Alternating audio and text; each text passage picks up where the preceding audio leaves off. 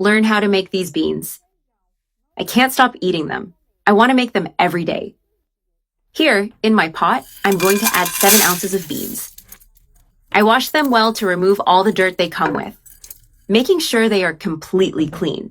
Now, I'm going to add 10 ounces of diced bacon, and I'll also add 1 sliced carrot. I add a generous teaspoon of salt, which will enhance all the flavors in the dish. Now I'm going to add water. I add enough to completely cover the beans, and then I turn on the heat to start cooking. Cover the pot and let it cook for 30 minutes. And here, the beans are perfectly cooked. Just right. Now, I'm going to separate the carrots we added, because we'll use them to make the broth creamier. I remove all of them from the pot and transfer them directly to the blender, where we're going to blend them. I place everything in the blender, leaving nothing behind. Now I add a ladle of the bean broth, which will help blend everything smoothly and add more flavor. Everything is well blended, turning into a super smooth puree. Now we set it aside while we continue cooking. Now in the pot, I add 1 chopped white onion and also 1 chopped red onion.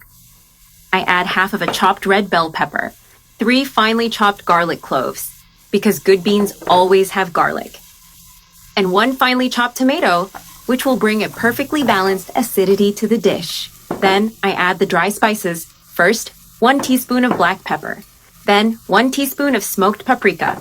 I also add 1 teaspoon of salt, and finally 1 teaspoon of oregano, which will add an amazing aroma. I mix everything well so the flavors blend perfectly. Now I add the cooked beans. I stir well so they absorb all the flavors from the sautéed mix. Look at this beauty. It smells amazing. Everything is well combined and has an irresistible aroma. Now I add the blended carrot, which will give it a special creaminess. Since I reserved some of the bean broth, I now add it to the pot to adjust the consistency. This will make the beans even juicier and more flavorful. Now we just mix everything well to fully integrate the ingredients. Look at how creamy these beans are. They are absolutely delicious.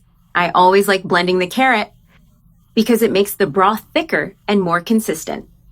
Now I let it simmer for 5 minutes, so it absorbs even more flavor. I add chopped cilantro and chives, which will bring an amazing freshness. I like adding them at the end, because that way their flavor stays more intense and fresh. Now we just mix well to distribute all the flavor and finish the preparation. Look at these spectacular beans, super creamy and well seasoned. You'll want to eat them right away.